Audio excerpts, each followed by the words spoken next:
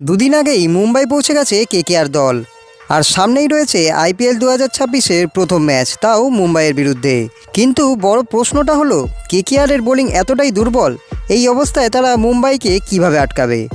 আর অন্যদিকে মুম্বাইয়ের সবচেয়ে বড় অস্ত্র জসপ্রীত বুমরা কি এই ম্যাচে খেলবেন, তা নিয়েও কিন্তু প্রচণ্ড সংশয় রয়েছে। তাই আজকের এই ভিডিওতে আমি টিমের আসল শক্তি, দুর্বলতা এবং সম্ভাব্য প্লেয়িং স্ট্র্যাটেজি সব কিছুই ডিটেলসে ভেঙে আপনাদের দেখাবো।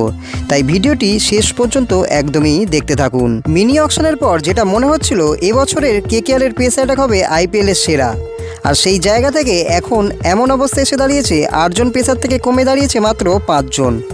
হর্ষিত রানা এখনও বাইরে, পাথি রানা এখনও আসেনি, আর আকাশদ্বীপের বদলে খালি এসে গেছে সৌরভ দুবে।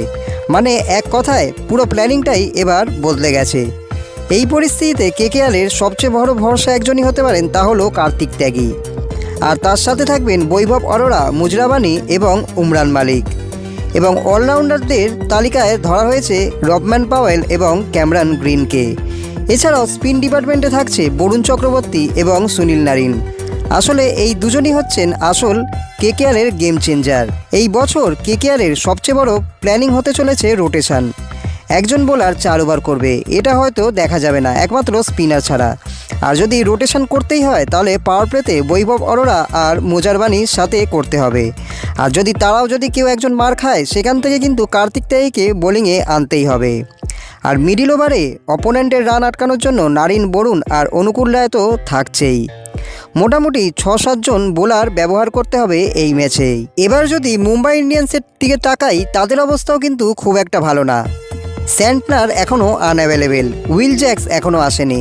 আর সবচেয়ে বড় প্রশ্ন হলো, বুমরা কি এই আইপিএলের প্রথম ম্যাচ খেলবেন?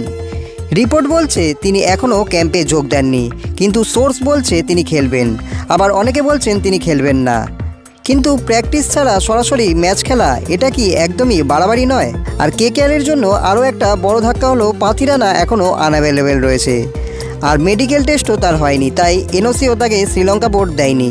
ফলে প্রথম কিছু ম্যাচ তো পাথি রানা খেলবে না, এটা শিওর ধরাই হচ্ছে। মানে কেকেআরের ডেথ বোলিং এবার আরও দুর্বল হয়ে গেল। এবার আসল প্রশ্নটা হলো, বুমরা যদি কেকেআরের এগেনস্টে না খেলে, তাহলে কি কেকেআর এই ম্যাচটা সহজে জিততে পারবে, নাকি মুম্বাই তাদের ব্যাটিং দিয়ে এই ম্যাচটা খালি বার করে নেবে? অবশ্যই তোমাদের প্রেডিকশন কি কমেন্টে তোমরা নিজেদের মতামতটি জানাও। এবং এরকমই আইপিএল 2026-এর একদম ফ্রেশ আপডেট পেতে হলে চ্যানেলটাকে সাবস্ক্রাইব করে বেল আইকনটা অন করে দিও।